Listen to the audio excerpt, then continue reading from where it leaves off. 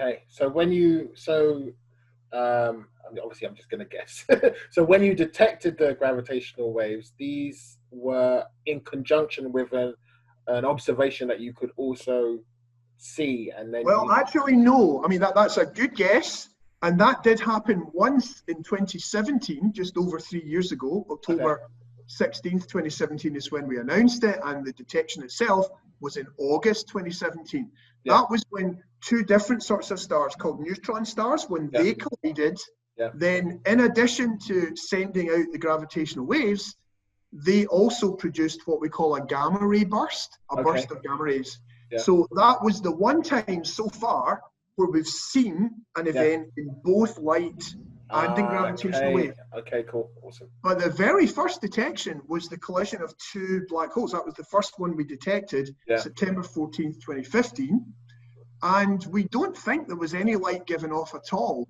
I mean, we don't know that for sure. Yeah. But according to general relativity, the black holes, they disturb space-time, but they don't produce any light. Yeah. Yeah. So that's one of the cool things about this, is it gives us a way to probe the universe to see essentially the invisible, things that weren't previously visible at all, because we could only use light to do it.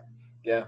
And now we've got a whole new window in the universe beyond light that can let us see events that would otherwise be inaccessible to us. Yeah.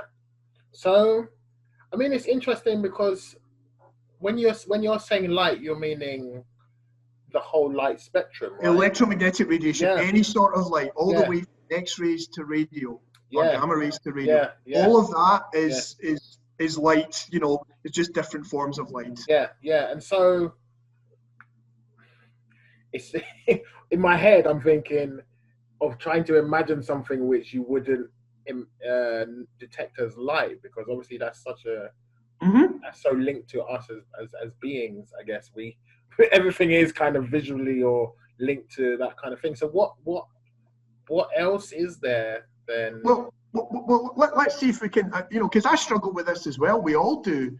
It's like going beyond our normal. Of course, exactly, But we talked before about the trampoline, and it's a simplified analogy, but I've always found it helpful.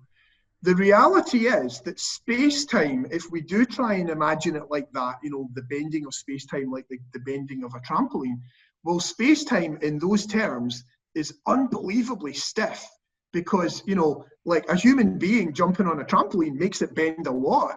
Whereas to bend space-time, you've got to bang two black holes together, So that tells us that space-time normally doesn't bend at all, because it's so incredibly stiff. Now, if we run with that idea, like other stuff that, in our everyday lives that we think of as quite stiff might be like, say, a bar of metal. Yeah.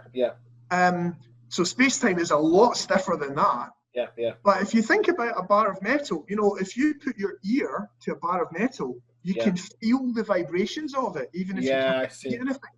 Even if you were in a dark room with no light whatsoever, I see. And somebody rang a bell, and you put your head up against the bell, you would feel that. So that's kind of a bit more what gravitational waves are like. We're feeling the vibrations of space-time. So you can still do that even if you don't have light. We're in sort of Beach Boys territory here, really, rather than the visual, which so much of astronomy is. This is all about good vibrations. Yeah, you're gonna enjoy. I'm gonna enjoy the song that I'm doing, but it's very kind of it's gonna match what you're saying. I mean, all I knew was there was gonna be some waves, so I had a bit of an idea. But this is cool. This is really good, because I like to flesh out the actual details so that I can I don't know, I do my bits.